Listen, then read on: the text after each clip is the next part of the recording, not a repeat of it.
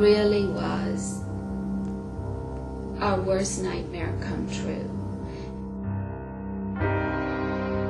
And there's so many of us that don't live in a flood zone, that were flooded. And we have no flood insurance. I live in this house with my 81-year-old mother and my husband. And she's on limited income. We did not have flood insurance, and we all just have to take it room by room. It's been very stressful. Losing my own space, losing all my stuff was real hard because I lost a lot of things that can't be replaced, like baby pictures and things that I had when the kids were born and stuff. I lost all of that. And it's just that it's hard to go through this all at once. In the wake of Hurricane Katrina, hundreds of credit union employees on America's Gulf Coast were struggling to survive. It quickly became clear that before Gulf Coast credit unions could recover, their devastated employees needed to weather the aftermath.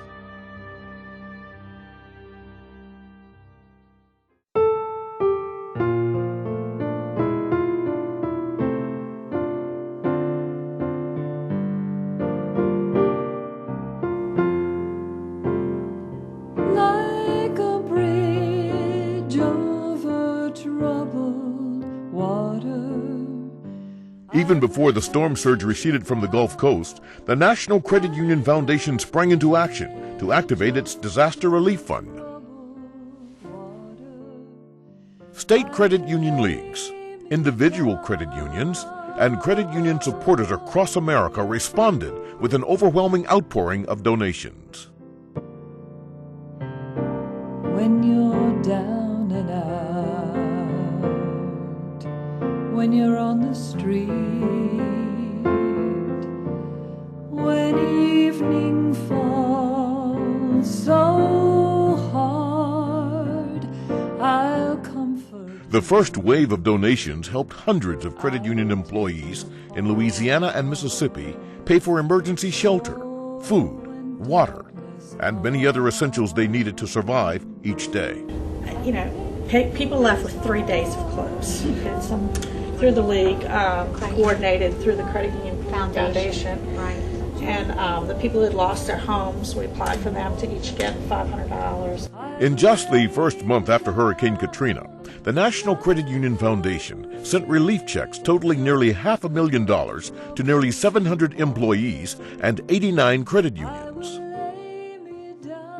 The people that, through the credit union leagues and the other credit unions that have sent us money, it has given us a start to a place to get started and some hope.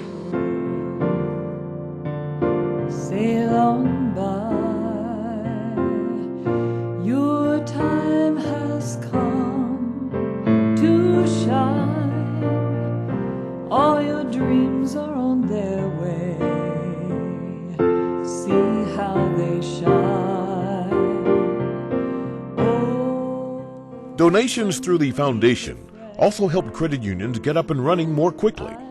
Once employees had temporary housing and the basic necessities to resume their daily lives, they were able to salvage what they could of their credit unions. Amazingly, within days, they were able to reopen and serve members who, like them, needed emergency assistance to get back on their feet. I'm back on my feet. I'm going to go back to work, and we're going to rebuild, and we're going to take it from there. But even after meeting those emergency needs, credit union employees continued to need assistance of their own.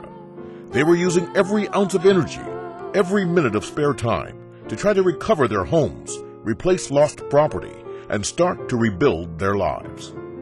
So, the foundation held its first ever online auction, followed by a live auction at CUNA's Future Forum.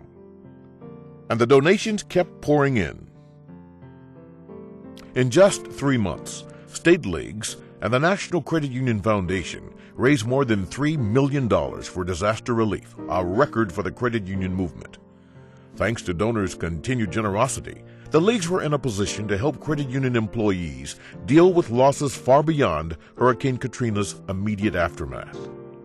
Working with league partners on the Gulf Coast, the foundation developed a process to disperse larger grants to those who still face serious losses. It helps to know that there are people that care and that are able to pull together and do such a thing to help people in need. Wherever a disaster strikes credit union people, the National Credit Union Foundation will respond.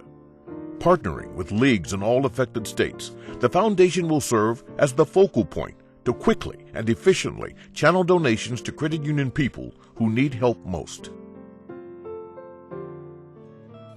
And while playing a critical role in disaster relief, the foundation will continue to focus on its primary mission, to promote consumer financial independence through credit unions.